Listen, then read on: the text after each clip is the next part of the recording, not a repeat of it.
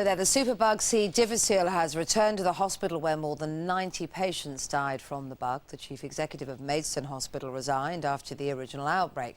This week, the bug has returned to the hospital with 6 patients diagnosed in one ward. We're joined now by Cheryl Baker, whose mum-in-law contracted C-Diff in Maidstone Hospital, and from Manchester. We're also joined by the NHS Chief Executive, David Nicholson. Good morning to both of you. Let's just talk to you, Cheryl. Obviously, your mum-in-law died of this in that hospital. Just briefly tell us the circumstances of how it happened. She was being treated for cancer very successfully. The tumours that she had, they'd reduced and they were going to stop the chemotherapy, but because of the chemo, she was very susceptible to picking up any infections, which she did. She picked up C-Diff, and initially we just thought, oh, it's a shame, poor old Doreen's got a case of the runs, because we didn't know what C-Diff was. And how serious it could be, I guess. And to be honest, I don't think the hospital did either. I don't think the staff did either. I think they were, even though they'd had a previous outbreak, I don't think they realised just how fatally serious this could be. Now, they did promise to get on top of the situation there. There was a deep clean of the ward and of the area, and it was given the all clear, but now it appears we have this further outbreak with 6 patients diagnosed. What do you feel about that?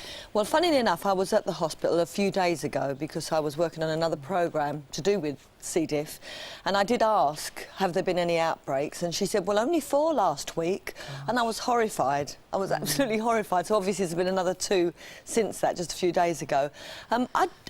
They have to just get on top of it. It's cleaning. They have to clean the hospital properly.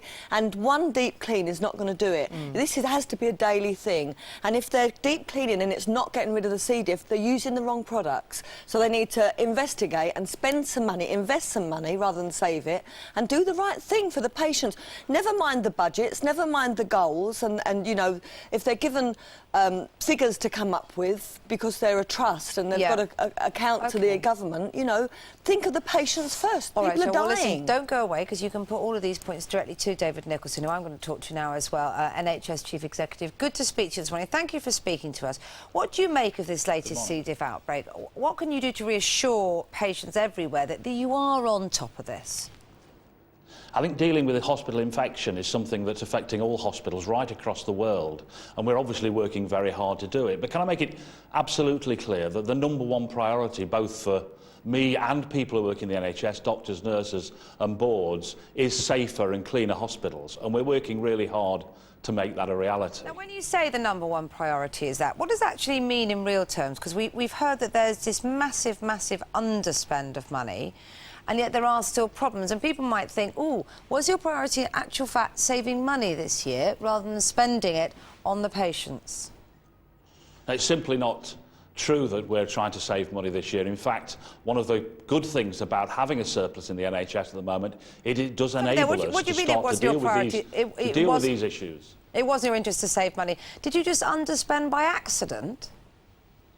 No.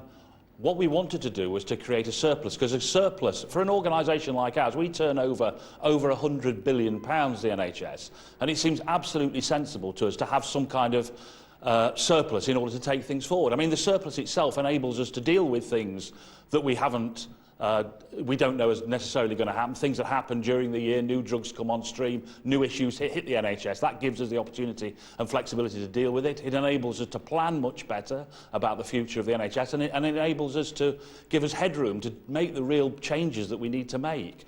And I think what I would say about this surplus is actually out there in the NHS. It's in the hospitals and in the primary care trusts, and absolutely, if they need to spend it on improving cleaning, they should spend it on improving cleaning. Yes, well, I know it's a difficult position, because if you overspent, journalists would be asking you, why you've mismanaged the money and all of that, and now you've come in under budget, which many people would celebrate, and then you're saying, well, haven't you not spent enough? So what are you going to do with that money, and what can we expect from your management of the NHS next year? What are your priorities? Well, I think the important thing is that money is out in the front line. It's in the hospitals, it's in the primary care trust. It's not in a safe in my office. What does that mean in the front line? What are you going to spend it on?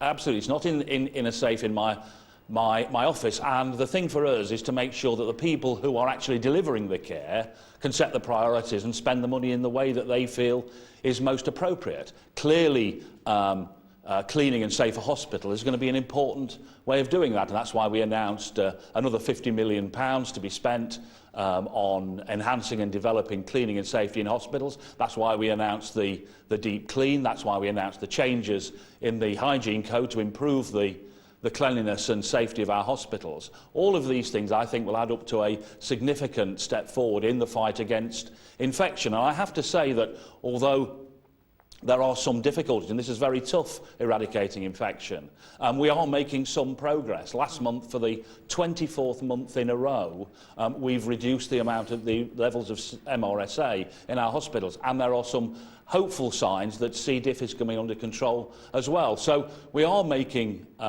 strides. The things that we are doing are beginning to work, but it's very difficult, and you have to be absolutely vigilant. You cannot at any time take your foot off the gas in relation to this. Indeed, and you should be lauded. People will be pleased that those numbers are coming down. I'm sorry, David, to slightly wind you up there, but I think you ended on a good point. I mean, that is true, isn't it, Cheryl, very briefly, that the numbers are coming down, and it's very hard to get these infections under control. Yeah, in Maidstone Hospital and probably most NHS hospitals now, they're using cleansing gels, which is the reason that MRSA's come down, that's for sure, but it does nothing for C. diff. They need soap and water for C. diff.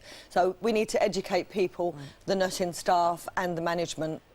We've all got to hone ourselves into, because more people are going to die, you know. I can see it. OK, well, good to speak to both of you this morning. Thanks very much Thank you. indeed. Thank you.